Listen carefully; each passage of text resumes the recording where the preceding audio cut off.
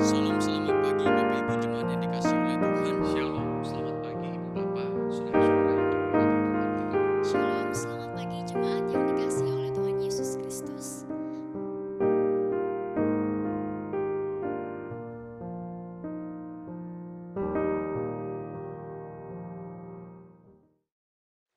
Shalom, selamat pagi Ibu Bapak, saudari-saudara. Semoga pagi hari ini kita semua berada di dalam perlindungan Tuhan. Sebelum kita membaca dan merenungkan firman Tuhan, mari kita berdoa. Kami membutuhkan Engkau Tuhan untuk menolong kami, agar kami dapat hidup sesuai kebenaran dan sesuai kehendak-Mu. Kami menyadari tanpa bimbingan firman-Mu, kami tidak tahu langkah apa yang harus kami buat di dalam menjalani kehidupan kami. Kami membutuhkan Engkau. Karena itu Tuhan, biarlah firman-Mu menerangi langkah kami sepanjang hari ini. Di dalam nama Yesus kami berdoa. Amin. Bapak, Ibu, Saudari-saudara, firman Tuhan kita pada pagi hari ini diambil dari Mazmur pasalnya yang ke-26, ayatnya yang kedua. Firman Tuhan berbunyi demikian. Ujilah aku, ya Tuhan, dan cobalah aku. Selidikilah batinku dan hatiku. Saudara, salah satu sifat yang melekat dalam diri kita sebagai manusia berdosa adalah mencari pembenaran bagi diri sendiri dan melempar kesalahan kepada orang lain.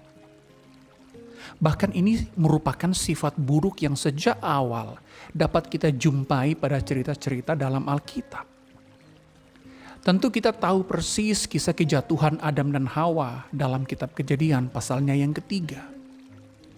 Ketika Tuhan mendapati Adam dan Hawa memakan buah terlarang itu, Adam mencoba membela diri dan melemparkan kesalahan itu kepada Hawa dengan mengatakan, "Perempuan yang kau tempatkan di sisiku, dialah yang memberi dari buah pohon itu kepadaku, maka kumakan."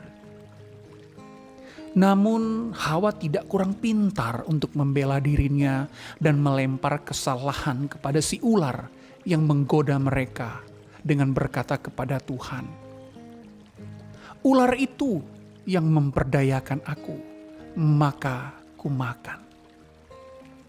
Saudara, dalam salah satu pengajarannya, Tuhan Yesus mengajarkan hal yang sangat berbeda dari apa yang dilakukan oleh Adam dan Hawa, dan mungkin sering kita lakukan dalam kehidupan kita setiap hari. Daripada melakukan pembenaran dan mengkambing hitamkan orang lain, Tuhan Yesus malah berkata dalam Matius pasal 7 ayat 3 dan 4 demikian. Mengapakah engkau melihat selumbar di mata saudaramu, sedangkan balok dalam matamu tidak engkau ketahui?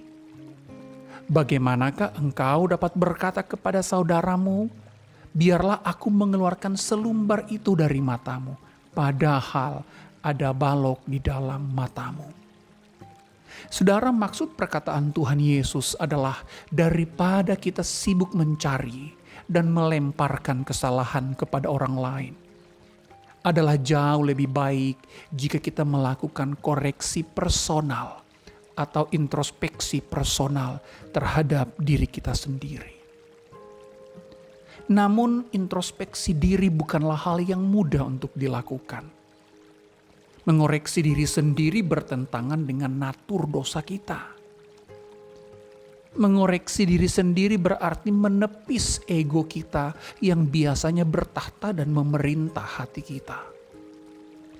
Mengoreksi diri sendiri berarti siap untuk menyakiti diri kita karena kita terbiasa dan dimanjakan dengan kebohongan bahwa kita tidak pernah salah. Mengoreksi diri sendiri berarti dengan rendah hati dan terbuka menerima dan memperbaiki kesalahan dan dosa yang kita lakukan. Bahkan mengoreksi diri sendiri berarti berperang dengan kedagingan kita. Itulah mengapa mengoreksi diri bukanlah hal yang mudah. Namun tanpa introspeksi personal ini, tidak akan ada pertumbuhan karakter Kristiani.